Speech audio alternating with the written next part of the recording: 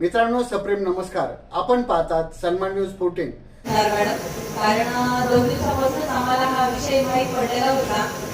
त्याच्यामुळे आज सकाळपासून 7 वाजेपासून तर आता 7:30 पर्यंत जवळ 12 ते 13 तासांपासून डोक्यामध्ये हाच प्रश्न आहे, आपल्या प्रभागातील पाणी आणि आपल्या प्रभागातील रस्ते.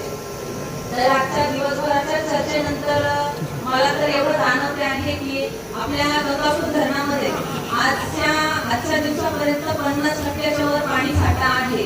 तर नाशिक शहरामध्ये तरी पाणी टंचाई जाणवायला नकोय.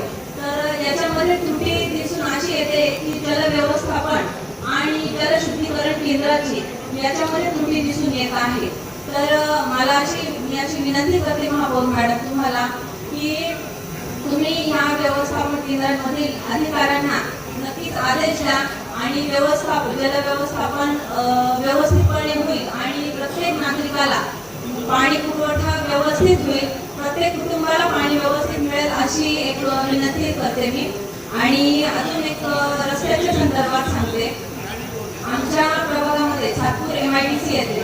सातपूर MIDC मध्ये रस्त्यांची पूर्णतः चाळण झालेली आहे. तिथून कंपन्यांच्या मोठ्या गाड्यांची वाहतूक होत असते, कामगार वर्गाची वाहतूक होत असते. तर तिथे लवकरात लवकर तुम्ही आम्हाला मोठा निधी उपस्थित करून आम्हाला मदत करावी आणि आमच्या प्रभागाचा विकास करण्यासाठी सहकार्य करावे. जसे मागील आठवड्यात मॅडम तुम्ही आमच्या प्रभागात येऊन आमचा जो महत्त्वाचा प्रश्न होता तो मार्गी लावला. अवघ्या 24 तासात तुम्ही तिथे कारवाई केली. त्यासाठी आमच्या प्रभागामध्ये तुमच्या कार्यप्रणालीला फेसला ऑन दी स्पॉट असं आम्ही एक नाव दिलं आहे. तर आजच्या या दिवसभराच्या चर्चेनंतर आम्ही अशी अपेक्षा व्यक्त करतो की फेसला ऑन दी स्पॉट तुम्ही आजही तसंच तुमची उपस्थिती नोंदवा आणि मला बोलण्यासाठी संधी दिली त्याबद्दल धन्यवाद. सन्मान न्यूज 14 साठी कार्यकारी संपादक राकेश पवार यांच्यासह मी रवींद्र एरंडे.